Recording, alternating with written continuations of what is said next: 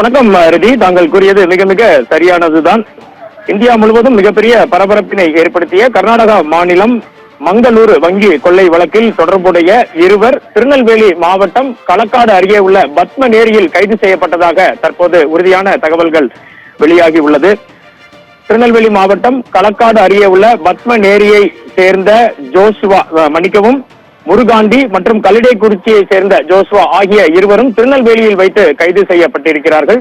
தற்போது அவர்கள் இருவரும் திருநெல்வேலி நீதிமன்றத்தில் ஆஜர்படுத்தப்பட்டு டிரான்சிட் வாரண்ட் எனப்படும் ஒரு இடத்திலிருந்து மற்றொரு இடத்திற்கு கொண்டு செல்ல பயன்படுத்தும் வாரண்டினை திருநெல்வேலி முதன்மை நீதிமன்ற நடுவரிடம் இருந்து பெற்று அவர்களை பெங்களூரு கொண்டு செல்லும் முயற்சிகளில் தற்போது கர்நாடக காவல்துறையினருடன் திருநெல்வேலி மாவட்ட காவல்துறையினரும் இணைந்து செயலாற்றிக் கொண்டிருக்கின்றார்கள். இந்த தகவல் தற்போது வெளியாகிய மிகப்பெரிய அதிர்ச்சியினை ஏற்படுத்தி உள்ளது. ரித்தி, மங்களூரு வங்கி கொள்ளை வழக்கில் நெல்லையைச் சேர்ந்த மொத்தமாக 3 பேர் அதிரடியாக கைது செய்யப்பட்டுள்ளனர். அவர்களிடமிருந்து 2 துப்பாக்கிகள், கார் ஆகியவை பறிமுதல் செய்யப்பட்டிருக்கிறது.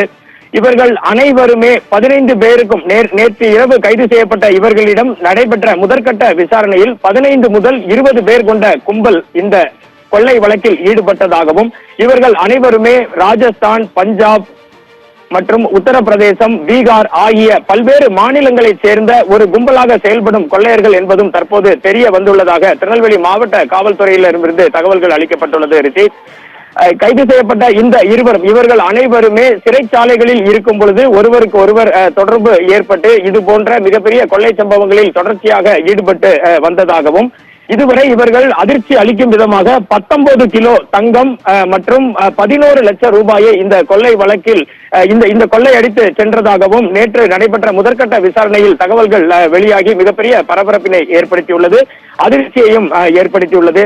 இவர்கள் 2 பேரும் நேற்று திருநெல்வேலி மாவட்டம் களக்காடு அருகே உள்ள பத்மநேரியில் கைது செய்யப்பட்டு தற்போது திருநெல்வேலி நீதிமன்றத்தில் ஆஜர்படுத்தப்பட்டு பெங்களூரு கர்நாடகா சிறப்பு படையினரிடம் ஒப்படைக்கப்பட இருக்கிறார்கள். கர்நாடகா பெங்களூரு காவல்துறை சார்பில் 5 தனிப்படைகள் இது குறித்து அமைக்கப்பட்டுள்ளது.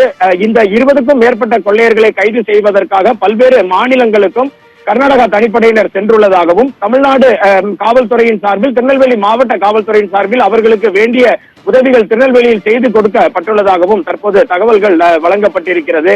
எது எப்படி இருந்தாலும் மிகப்பெரிய கொள்ளை கும்பலாக அனைவரும் செயல்பட்டு இதில் ஈடுபட்டு இருப்பதும் திருநெல்வேலி மாவட்டத்தைச் சேர்ந்த 3 பேர் தற்போது மும்பையில் அவர்கள் இருப்பதாக சொல்லப்பட்டாலும் இந்த கொள்ளை சம்பவம் நடைபெற்ற உடனேயே அவர்கள் அனைவரும் கேரளா வழியாக திருவனந்தபுரம் வழியாக திருநெல்வேலிக்கு வந்து களக்காடு அருகே பத்மநேரியில் பதுங்கி இருந்ததாகவும் தற்போது தகவல்கள் வெளியாகி உள்ளது. தொடர்ந்து இது குறித்து மிகப்பெரிய நீண்ட விசாரணை தொடர்ந்து நடைபெற்று வருவதாக காவல்துறை சார்பில் தகவல்கள் தற்போது தெரிவிக்கப்பட்டுள்ளது. ரித்தி.